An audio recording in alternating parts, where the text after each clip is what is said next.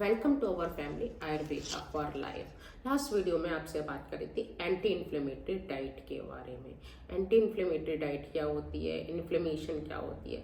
तो आज मैं आप सबसे पहले बताने जा रही हूँ कि आपकी बॉडी में इन्फ्लेमेशन एक्चुअली होती क्या है, कैसे होती है और इस इन्फ्लेमेशन से कौन कौन सी डिसीज हो सकती है। तो आज इसी के बारे में आपसे डिटेल्ड इन्फॉर्मेशन दे रही हूँ, तो आप अंत तक मेरी वीडियो देखते रहें। एक्चुअली इन्फ्लेमेशन क्या होती है, जैसे आपने देखा कि कहीं हमारे को चोट लग जाती है तो हमारा टिश्यू इंजर्ड हो जाते हैं, जिससे कि और उसमें इन्फ्लेमेशन हो जाती है, वहाँ सूजन हो जाती है, वहाँ रेडनेस हो जाती है। तो इसे हम लोकल जो होती है वो सूजन हो जाती है, वहाँ पर इन्फ्लेमेशन हो जाती है।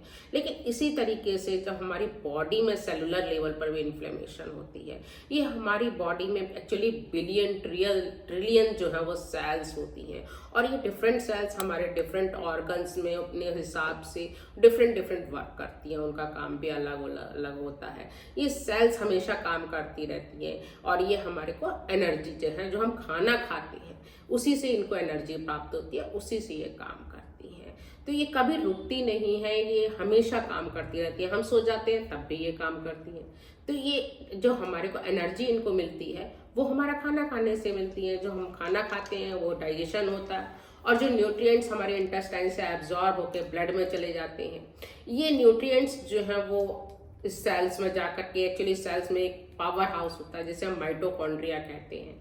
ये माइटोकॉन्ड्रिया में जाकर के वहाँ न्यूट्रिएंट से ये एनर्जी एटीपी बनाती हैं। ये एटीपी जब प्रोड्यूस हो जाता है, यही हमको एनर्जी काम करने के लिए एनर्जी देता है। तो इसी से हमको मतलब एनर्जी मिलती है, और इसी से हम पूरे हमारे जो हम फिजिकल काम कर रहे हैं, बोल रहे हैं, कुछ भी कर रहे हैं, या हमारे इंटरनल ऑर्गन्स जिनसे चल रहे हैं, वो सभी इन्हीं एटीपी इसी एनर्जी से चल रही है। इस सब प्रोसेस में कुछ फ्री रेडिकल्स बनते हैं, और ये फ्री रेडिकल्स जो होते हैं वो हमारी सेल्स को डैमेज करते हैं, हमारे सेल्स के डीएनए को डैमेज करते हैं। और हम जब इस तरीके की डाइट लेते हैं तो हमारे मतलब नेचुरल डाइट से हमारा जो है वो हमारी डाइट में एंटीऑक्सीडेंट्स नाम की चीज होती है।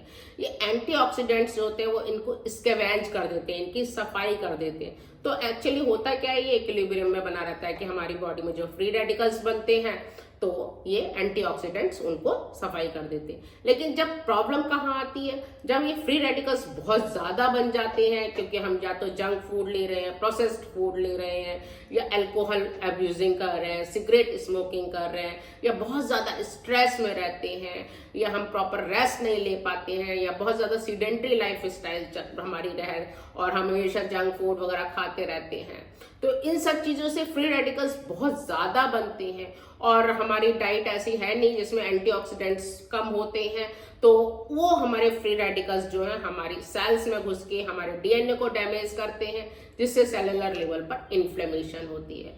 तो यही जो ऑर्गन में जो है फ्री रेडिकल्स जो है वो हमारे को इन्फ्लेमेशन करते हैं, जिससे कि हमारे टिश्यू और टिश्यू से ऑर्गन डैमेज होते हैं।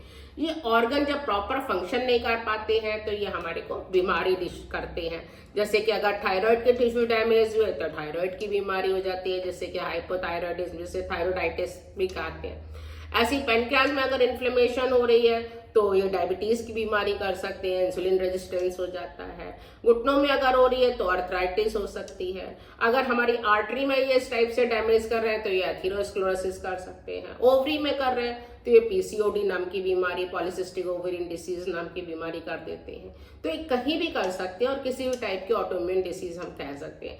इवन कैंसर जैसी घातक बीमारी के लिए यही फ्री रेडिकल्स जो है वो जिम्मेदार है। अगर हमारी फ्री रेडिकल्स बहुत ज्यादा बनते हैं तो हमारे डीएनए ज्यादा डैमेज होता है, और उससे ये कैंसर जैसे तक की घातक बीमारी कर सकते हैं। तो हमारी लाइफ स्टाइल कैसी होनी चाहिए, हमारी डाइट ऐसी होनी चाहिए जिससे कि हमारे फ्री रेडिकल्स उतने ही बने कि हमारी डाइट की जो एंटीऑक्सीडेंट है उन्हें स्कैवेंज कर सके।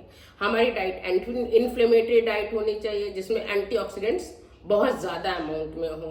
हमारी लाइफ स्टाइल इस टाइप की होनी चाहिए, ये भी हमको समझना होगा कि उसमें स्ट्रेस हमारी लाइफ में कम हो। अब मैं ये कहूँ कि आप स्ट्रेस कम करें तो थोड़ा सा आजकल के उसमें थोड़ा मतलब प्रॉब्लम है कि लोग स्ट्रेस में रहते ही हैं। आजकल का वर्क फंक्शन इस टाइप के हो गए हैं, ऑफिस में स्ट्रेस है, घर में स्ट्रेस है, लेकिन कुछ लेवल पर अगर आप चाहें तो हाउ टू मैनेज स्ट्रेस, ये आपको समझना होगा कि हम अपने स्ट्रेस लेवल को कैसे कम कर सकते हैं, हमें उसे कैसे मैनेज करना है। ये भी एक बहुत बड़ी आजकल की चैलेंज है कि हम अपने स्ट्रेस को जो मैनेज करना जानता है वो आज काफी सुखी है।